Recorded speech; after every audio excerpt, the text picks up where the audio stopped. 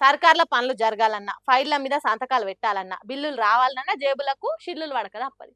అంటే బెల్లమున్న కాడని ఈగలు వాలుతాయి. పైసలున్నోనికి ఈలుముంటది. డబ్బులుంటేనే ఏదైనా జరుగుతది. ఆ ముచ్చట అందరికి ఎరుకున్నదే గాని, అదే విషయాన్ని ఇంకో ముచ్చటకు లింకు చేసి చెప్పిండు సీఎం రేవంత్ రెడ్డి సారు. అదేందో ఇందాం పార్రి. మీ అందరికీ తెలుసు, రాజకీయాలలో నెంబర్ ఉంటేనే నీతో ఎవరైనా మాట్లాడతారు. నీ జేబులో డబ్బులు ఉంటేనే ఎవరైనా నీతో సంబంధాలు చేస్తారు. రాజకీయంగా నెంబర్ లేనప్పుడు నీతో మాట్లాడేవాడే ఉండడు. Bargainings are among equals. ఏ చర్చలైనా ఏ ఒప్పందాలైనా సరిసమానుల మధ్యలో జరుగుతాయి. బలహీనుడు బలవంతుడు మధ్యలో జరగవు. మానవత్వం, మంచితనం, అయ్యో పాపం, జాలి, దయ, కరుణ అనేటి ఏముండయా సారు అని సీఎం రేవంత్ రెడ్డి సార్ను అడగాలనిపిస్తున్నదా ఈ మాటలు వింటుంటే?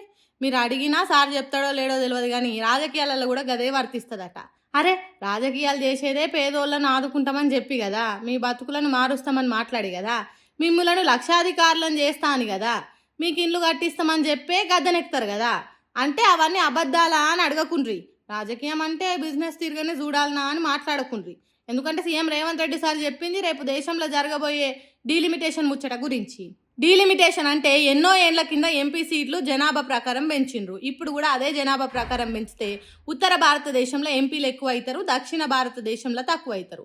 వాళ్ళ పెత్తనం పెరుగుతుంది, దక్షిణ భారతదేశం ఉత్తదే అవుతుంది. ఒకవేళ ఇప్పుడు ఉన్న సీట్లని 50% పెంచినా మనకే నష్టం జరుగుతుంది. కాబట్టి ఉత్తర దక్షిణ అని తేడా లేకుండా ఒకళ్ళు కిందికి ఇంకొకరు మీదికి కాకుంటుంటేనే మన మాట చెల్లుతుంది. లేకుంటే మనం దేశంలో ఉన్నా లేనట్టే, రెండో తరగతి మనుషుల తిరగనే మిగిలిపోతాం అన్నట్టు చెప్పుకుంటా పైసల ముచ్చట చెప్పిండు రేవంత్ రెడ్డి సారు. అంతేగాని ఏ వ్యవహారం జరిగినా పైసలతోనే జరుగుతుంది అనేది చెప్పుడు సీఎం రేవంత్ రెడ్డి సార్ ఉద్దేశం కాదు. కానీ కొందరు గిట్టనోళ్ళు సీఎం తెలంగాణ భూముల అమ్మకాలు ఢిల్లీకి ఇప్పటికీ 60 సార్లు తిరిగొచ్చుడు, సర్కార్ను నడిపే పద్ధతి చూసి చాలా మంది చూడండి రేవంత్ రెడ్డి సార్ కడుపులున్న ముచ్చట ఎంత ఖచ్చితంగా చెప్పిండు అని ట్రోలింగ్ చేస్తున్నారు. సరే, ఎవరేమన్నా డీలిమిటేషన్ పేరుతోని దక్షిణ రాష్ట్రాలకు నష్టం జరిగితే మాత్రం ఊకోవద్దు, గట్టిగా కొట్లాడాలి. మోడీ సార్ దగ్గర మోకరిల్లొద్దు, అమిత్ షా దగ్గర హడలిపోవద్దు. సీఎం రేవంత్ రెడ్డి సార్ గట్టిగా కొట్లాడాలి అని కోరుకుంటారు దక్షిణ భారతదేశ పబ్లిక్. చూడాలేమైతుందో. రామసక్కదనాల 2 పిల్లలు, నవ్వు తప్ప ముఖంలో రందనేదే లేదు. అసొంటి సాఫ్ట్వేర్ ఇంజనీర్ విజయారెడ్డి 2 పిల్లలను ఇంట పెట్టుకొని పోయి చెర్లపల్లిలో రైలు కింద పడి జీవి తీసుకుంది. అరే, అట్లెందుకు జరిగింది? ఏం తక్కువైందని పానాలు తీసుకోవాల్సి వచ్చింది? ఎవలేమన్నారు అనేది ఇప్పటికీ పోలీసులకు అంతు పడతలేదు.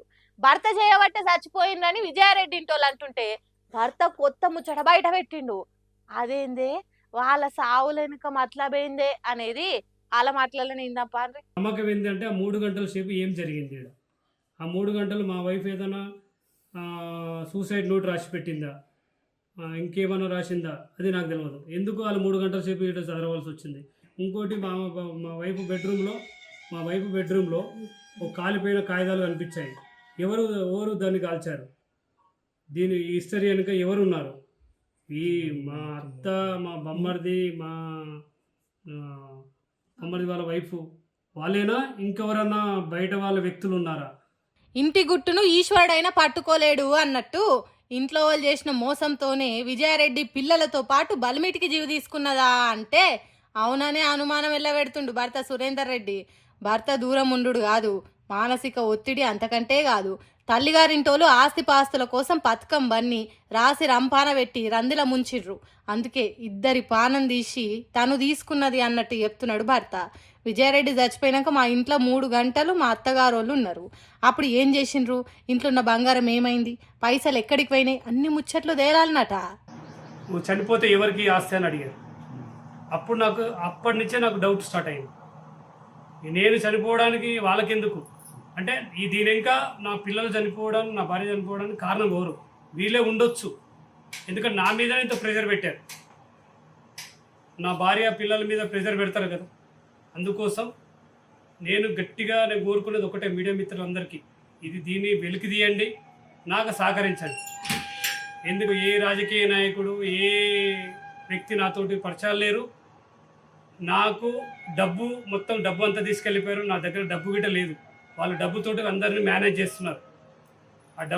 నా డబ్బు తీసుకొని నా మీదనే పోటీగా మేనేజ్ చేస్తున్నారు. ఆస్తి గురించి కూడా ప్రెషర్ చేస్తున్నారు.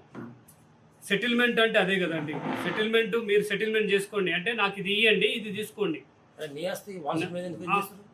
అదే నాకు తెలియక నేను అడిగాను సెటిల్మెంట్ అంటే ఏంది, సెటిల్మెంట్ మీనింగ్ ఏంది నాకు తెలియక అడిగాను. నేను ఎవరి దగ్గర డబ్బులు తీసుకోలేదు, నేను ఎవరికి ఇవ్వలేదు.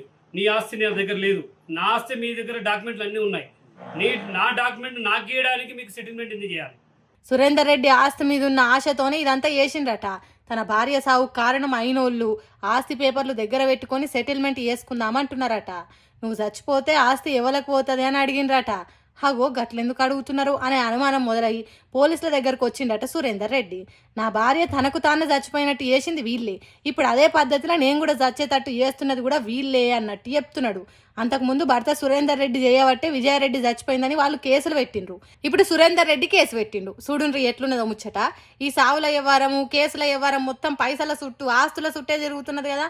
అదేదో సినిమాలో చెప్పినట్టు పైసా పైసా నువ్వు ఏం చేస్తావంటే అన్నదమ్ముల నడుమ సిచ్చు పెడతా, కావాల్సిన వాళ్ళను దూరం చేస్తా, అయినోళ్లను ఎడవాపుతా, ఆత్మహత్యలు చేసుకునేటట్టు చేస్తా, అవసరమైతే హత్యలు చేస్తా అన్నదట. అగో ఆ డైలాగ్ తీరుగానే ఉన్నది కదా ఈ ముచ్చట కూడా. ఎవల ఆరోపణలు నిజమో, ఎందుకు విజయారెడ్డి జీవి తీసుకున్నదో తెలవాలంటే పోలీసులు గట్టి విచారణ చేయాలి. దొంగలు ఎవరు, దొరలు ఎవరు అనేది తేల్చేదాకా మనం ఒప్పుక పట్టాల్సిందే.